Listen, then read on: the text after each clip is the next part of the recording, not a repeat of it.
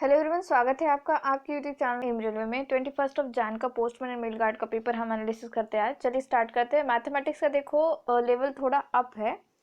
मैं ऐसा कहना चाहूँगी कि जब आप पेपर देखते हो तो डरने की ज़रूरत नहीं है। मैथमेटिक्स अगर आपको हार्ड जा रहा है, मतलब सबको ही हार्ड जा रहा है, जितना आपको आता है उतना करना है। सपोज 25 मार्क्स के क्वेश्चन है, उसमें से 20 क्वेश्चन तो होते हैं आसानी होते हैं, 5 क्वेश्चन थोड़े से लेंदी टाइप में आते हैं। तो उस 5 क्वेश्चन के लिए आप 20 क्वेश्चंस को इग्नोर नहीं कर सकते। जितना बनता है उतना बनाना है, अदरवाइज स्किप करके आगे बढ़ जाना है। निगेटिव मार्किंग नहीं है, इसलिए एज सच टेंशन की ज़रूरत नहीं है। आप उसको बाद में भी अच्छे से देख सकते हो, ठीक है। तो टाइम की थोड़ी सी कमी आ जाती है क्योंकि लेंदी हो जाती है प्रोसीजर। तो मैथमेटिक्स एकदम एंड में करना है आपको। पहले तो सबसे पहले जीके निपटा देना है। जीके निपटते ही जो रीजनिंग का पोर्शन है वो अच्छे से करना है, and then go for mathematics. Okay, तो मैथमेटिक्स का सेम जो पैटर्न है सेम फॉलो हो रहा है। जैसे बॉड मास 2 से 3 क्वेश्चन आ रहे, सिंप्लीफिकेशन से 3 से 4 क्वेश्चन, टाइम एंड वर्क से आ रहे, टाइम एंड डिस्टेंस से जिसमें ट्रेन का क्वेश्चन पूछा जा रहा है, पाइप एंड सिस्टम से पूछा जा रहा है, एवरेज से 4 से 5 क्वेश्चन बन रहे, प्रॉफिट एंड लॉस से 4 से 5 क्वेश्चन, परसेंटेज से 4 से 5। तो सारा का सारा अरिथमेटिक है। आप लोगों को एडवांस मैथमेटिक्स भी पढ़ने की ज़रूरत नहीं है। एडवांस मैथमेटिक्स थोड़ा सा हार्ड बन जाता है बहुत सारे लोगों के लिए, वो तो है ही नहीं। ट्रिगोनोमेट्री जैसी कोई चीज़ ही नहीं है, तो बहुत अच्छी बात है एक्चुअली आप लोगों के लिए। मैं कहना चाहूँगी आप लोगों को कि मैथमेटिक्स के क्वेश्चंस को देख के डरने की ज़रूरत नहीं है। समटाइम्स ना एक कोट मुझे याद आता है हमेशा, when emotions is high intelligence is low. इसका मतलब जब हम बहुत ही ज़्यादा डर जाते हैं तो कितना भी पढ़ के जाओ, इवन दो कितना 10-20 ईयर्स भी एक्सपीरियंस है किसी बंदे को, या फिर सपोज 5 to 7 ईयर्स भी एक्सपीरियंस है पढ़ाने का, और वो बंदा ऐसे बैठ जाए, सपोज जीके का टीचर हो, फिर भी वो जीके में गलती कर सकता है। क्यों? क्योंकि वो मैथमेटिक्स के क्वेश्चंस देख के डर चुका होगा, ठीक है, काइंड ऑफ थिंग। तो इमोशंस को कभी भी हावी मत होने देना। अदरवाइज ऐसा हो सकता है कि शायद पेपर सिर्फ मुझे ही हार्ड आ रहा है, शायद मुझे ही क्वेश्चंस नहीं बन रहे, बाकी सब बच्चों ने कर दिया होगा, ऐसे लगता है। इसीलिए अभी तो निगेटिव नहीं है तो बहुत अच्छी बात है। अदरवाइज जब निगेटिव मार्किंग होती है तो मैं आप लोगों को सजेस्ट करूंगी, प्लीज तुक्के या फिर क्या कहते हैं उसे, कि मुझे लगता है मैं ये करूँ, जय माता दी, ऐसा तो कुछ भी नहीं करना है, ठीक है। तो ये थी आज की ज्ञान की बात। चलो रीजनिंग का स्टार्ट करते हैं। रीजनिंग में एनालॉगी है, वाटर इमेज है, मिरर इमेज है, सेम पैटर्न फॉलो है, कुछ भी चेंजेस नहीं है। आपको टेंशन लेने की ज़रूरत नहीं है, बस जितना आपको बताया जा रहा है उतना आपको करना है। जीके के पीडीएफ का मैं आपको बताती हूँ, जीके के पीडीएफ को पूरा अच्छे से रिवाइज करना, वो इसी एग्जाम में नहीं, हाँ, जो भी इंडिया की अपकमिंग एग्जाम्स है सारे एग्जाम्स के लिए काम आएगा। बशर्ते ये है कि आपको जो है उसका 4 से 5 बार रिवीजन करना है। 4 से 5 बार रिवीजन करोगे तो क्या होगा, उससे आपके दिमाग में सारे पॉइंट्स एकदम से क्लियर आउट हो जाएंगे। आज जो एनटीपीसी के क्वेश्चंस थे सारे सारे मेरे पीडीएफ से बने। मुझे बहुत सारे बच्चों का जो है मेल आया कि मैम सारे क्वेश्चन जो जितने भी आपके 4 सब्जेक्ट है उसी से आए हैं। और जो फोक डांस भी था, कुछ एक फोक डांस था आई थिंक, तो वहाँ वो भी क्वेश्चंस बना था, वो हाईलाइट किया था हमने पॉइंट हमारे जीके के पीडीएफ में। तो प्लीज़ जीके का पीडीएफ बाय कर लेना। बाय करने के बाद उसे 4 से 5 बार रिविजन करना है आपको, ठीक है। 4 to 5 टाइम्स रिवाइज कर लोगे जीके, आप अच्छे से क्लियर आउट कर लोगे। सबसे पहले तो मेरी क्लासेस देख लेना है completely, and then go for revision. Okay, तो सेम पैटर्न है। ब्लड रिलेशन का 2 से 3 क्वेश्चन है। ब्लड रिलेशन के क्वेश्चन अच्छे खासे पूछे जा रहे, तो प्लीज ब्लड रिलेशन करके जाना। फिगर काउंटिंग में ट्रायंगल पूछा गया आज, ठीक है। फिगर कंप्लीशन में एक डायरेक्शन एंड डिस्टेंस का क्वेश्चन था, 4 से 5 क्वेश्चन थे। तो ये ट्रेंड में है आजकल। क्वेश्चन कुछ इस तरह से बन रहे जैसे घड़ी के 1:30 बज रहा है, तो जो आर हैंड है वो सपोज कुछ नॉर्थ ईस्ट शो कर रहा है, तो 2 जब बजेंगे तब जो मिनट हैंड है वो क्या शो करेगा, काइंड ऑफ थिंग। तो इस तरह के क्वेश्चंस आजकल बहुत ज़्यादा ट्रेंडिंग है, तो इस तरह के क्वेश्चंस आपको करके जाने। नंबर सीरीज से 2 से 3 क्वेश्चन है, डबल डिफरेंस के क्वेश्चन है, तो अच्छे से करके जाना है।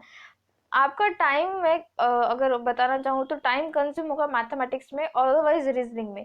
अगर जीके अच्छे से कर लोगे और अपने दिमाग को शांत रखोगे, ज़्यादा टेंशन नहीं दोगे उस 90 मिनट में, तो आप जीके में बहुत अच्छे से मार्क्स ग्रैब कर पाओगे और अल्टीमेटली आप जो है रैंक लेकर आओगे, ठीक है। तो जीके को छोड़ना नहीं है आपको। चलिए जीके के स्टार्ट करते हैं। क्वेश्चंस क्या आए थे। आर्टिकल 36 टू 51 किससे रिलेटेड है, तो ये डीपीएसपी से रिलेटेड है। डीपीएसपी कहाँ से लिया है हमने, आयरलैंड से बोरो किया है ना।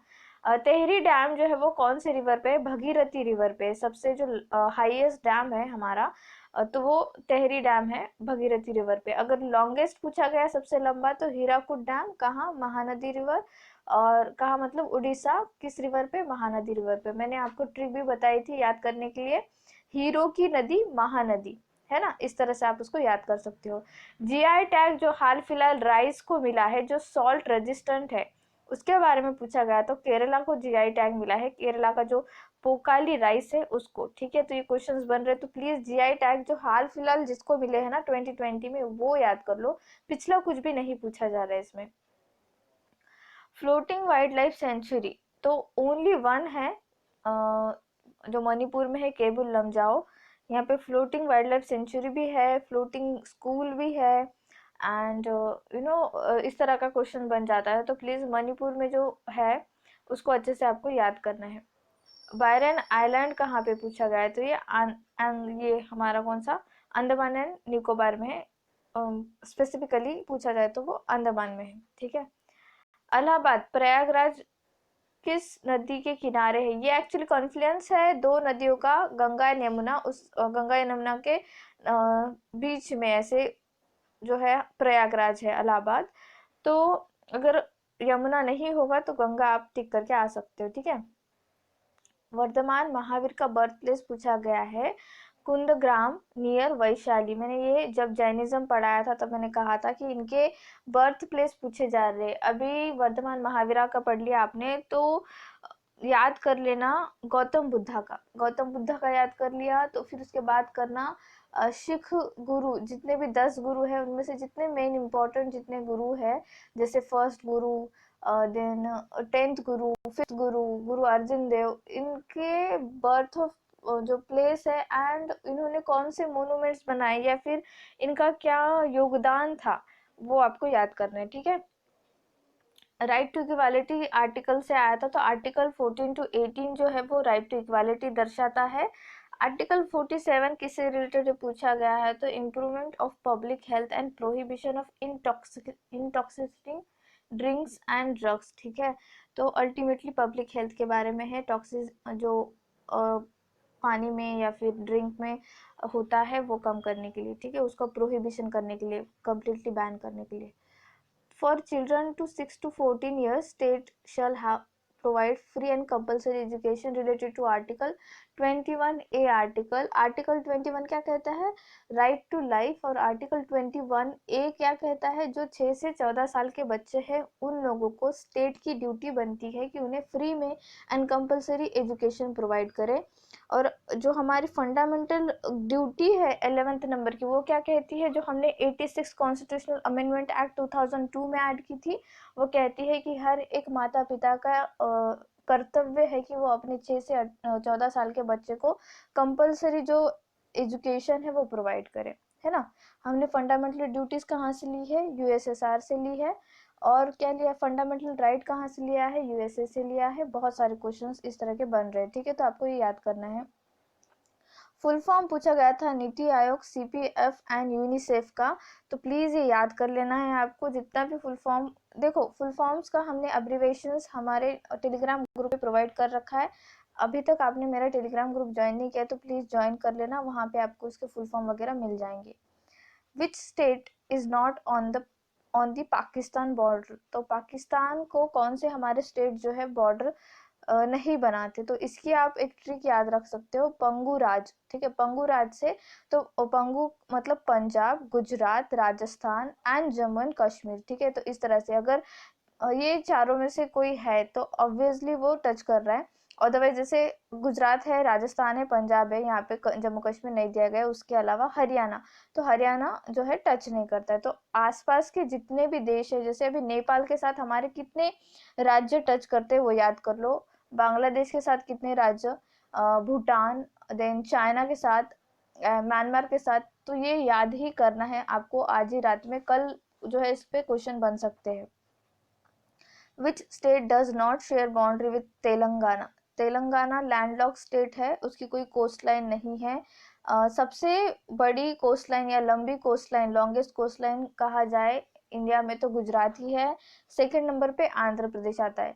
अब लंबी है कोस्ट लाइन मतलब सॉल्ट प्रोडक्शन में भी अच्छा खासा होगा, तो सॉल्ट प्रोडक्शन में भी गुजरात ही टॉप पर है। गुजरात और महाराष्ट्र की जो सॉइल है वो रेगुर सॉइल है, ब्लैक सॉइल है, कॉटन सॉइल जिसे कहा जाता है।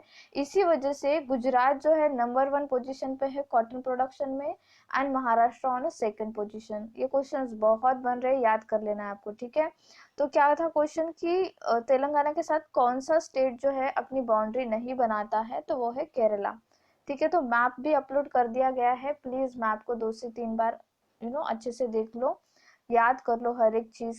आसपास के जितने भी स्टेट है, जैसे कर्नाटका का पूछा जा सकता है, केरला का पूछा जा सकता है, तो महाराष्ट्र के आसपास जितने भी स्टेट है उनको अच्छे से आपको याद करना है। Then capital of Himachal Pradesh, तो Shimla summer capital, Dharamshala winter capital, ठीक है, इस तरह का है हिमाचल प्रदेश का। Where is Bhakra Nangal project, तो भाखरा नागल जो डैम है वो सतलज रिवर हिमाचल प्रदेश एंड पंजाब में आता है एक्चुअली ये, लेकिन अगर आपको ऑप्शन में सिर्फ हिमाचल प्रदेश दिया है तो वो भी राइट है, ठीक है। कौन सी रिवर पे है, सतलज रिवर पे। ये क्वेश्चन बहुत बार पूछा जाता है, आपको याद रखना। परियोजना से रिलेटेड हमेशा क्वेश्चन बनती ही है। Bhavai is a folk dance of which state, तो ये राजस्थान का है। तो फोक डांस आपको याद ही करना है।